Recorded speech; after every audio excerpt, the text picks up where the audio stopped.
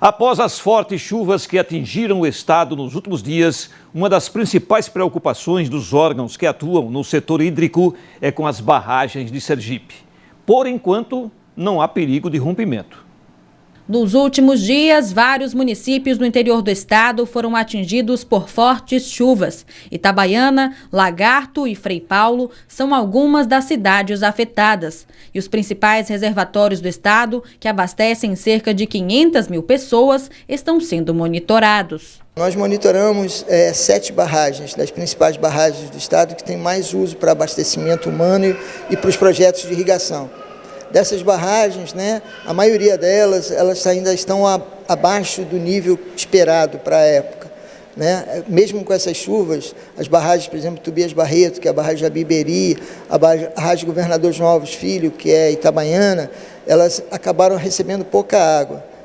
Apesar de outras barragens, como a barragem do Piauí, lá em Dionísio Machado, em Lagarto, ela está vertendo, então ela conseguiu, essas barragens, elas retiveram dessa chuva quase 6 milhões de metros cúbicos, ficaram armazenados nessas barragens, principalmente na barragem de Lagarto, na barragem de Jacarecica 1, e algumas outras barragens. Apesar da grande quantidade de chuva, os especialistas explicam que a estiagem ainda é uma preocupação para algumas localidades. 10 dias atrás a gente estava preocupado, na verdade, com a seca, e veio todas essas enchentes, mas não atingiram todas as barragens. Então essas barragens continuam problemáticas em termos de abastecimento de água para algumas cidades, como Tobias Barreto, a região de Itabaiana, a Governador João Alves.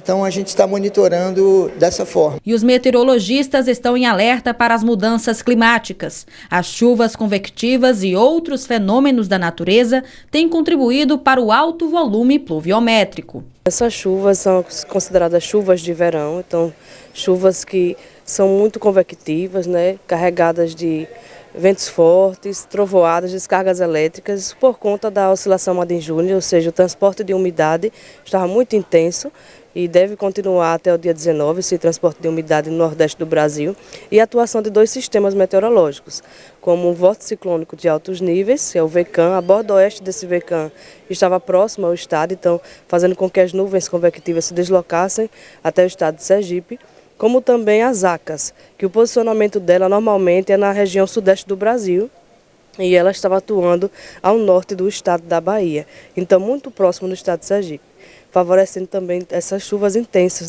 principalmente na região sul, agreste e sertão do estado. Apesar das chuvas de verão serem comuns nessa época, os estragos e o volume das chuvas são imprevisíveis. O normal climatológico para o município de Capela, por exemplo, é de 57 milímetros de chuva e até o momento já foram mais de 200. Ainda sobre Capela, 3 pessoas morreram na semana passada após a rodovia Santa Clara ceder com o impacto das chuvas. O município declarou estado de emergência. Com responsabilidade e pensando no bem-estar de todos, decidimos decretar, pelo período de 120 dias, situação de emergência.